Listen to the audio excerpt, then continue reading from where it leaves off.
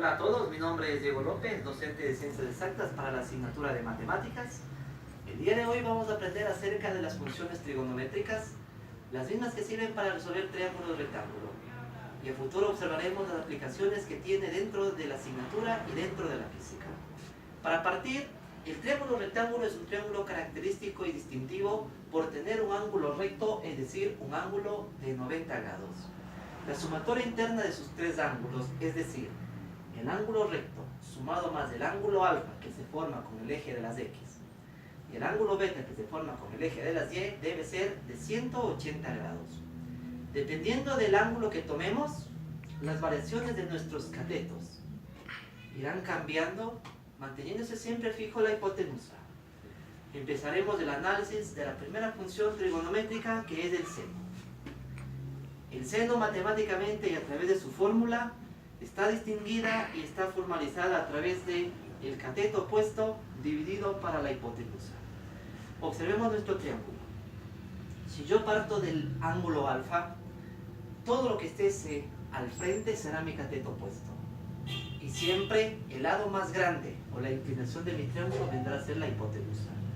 Es decir, si es que yo tomo el ángulo alfa como referencia y saco de aquí la función seno, aplicando la fórmula matemática, sería cateto opuesto a dividido para la hipotenusa, que vendría a ser C. La siguiente función de análisis dentro de este triángulo viene a ser el coseno. El coseno, la misma que está interpretado por la fórmula a través del cateto adyacente sobre la hipotenusa. El cateto adyacente, en función al ángulo que se tome como referencia, es el cateto que cierra para formar 90 grados. Es decir, en este caso vendría a ser nuestra variable de B.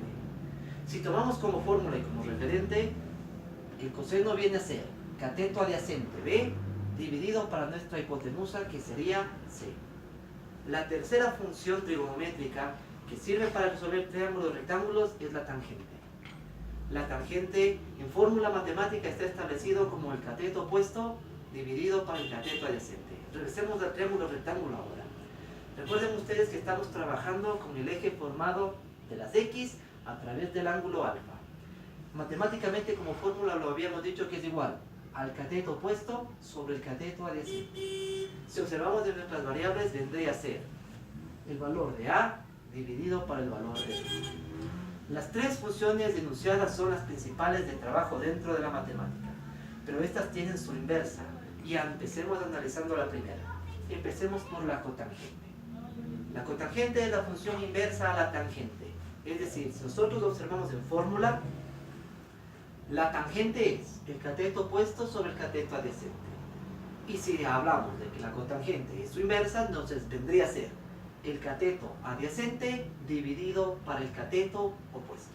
Si nos vamos hasta nuestro triángulo rectángulo y analizamos la cotangente, diríamos que es el cateto adyacente B dividido para el cateto opuesto, que es A. La siguiente función inversa es la secante. Y la secante es la inversa de nuestra función coseno. Analicemos la fórmula del coseno. Y el coseno es igual al cateto adyacente dividido para la hipotenusa. Entonces, si decimos que es la inversa, nos va a quedar secante igual a la hipotenusa dividido para el cateto adyacente. Y finalmente observemos la función cosecante.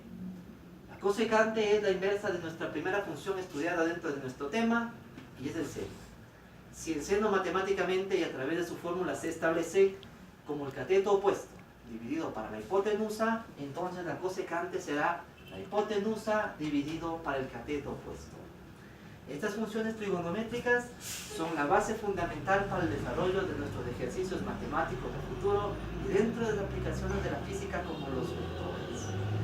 Cabe indicar de que las funciones trigonométricas son aplicativas dentro del triángulo rectángulo, tanto para el ángulo alfa como para el ángulo beta. Las variaciones de nuestras letras o variables del triángulo rectángulo irán variando dependiendo del ángulo que se tome en cuenta para hacerlo referencia. Es nuevamente notable hacerlo hincapié de que la sumatoria de los tres ángulos internos que forman cualquier tipo de triángulo siempre va a ser 180 grados. Dentro de la trigonometría, el estudio de las funciones trigonométricas comprende un estudio vasto para a futuro poderlo hacer aplicativo dentro de la matemática para la resolución de casos prácticos. Es importante saber que dentro del triángulo rectángulo, el lado más grande siempre va a ser la hipotenusa.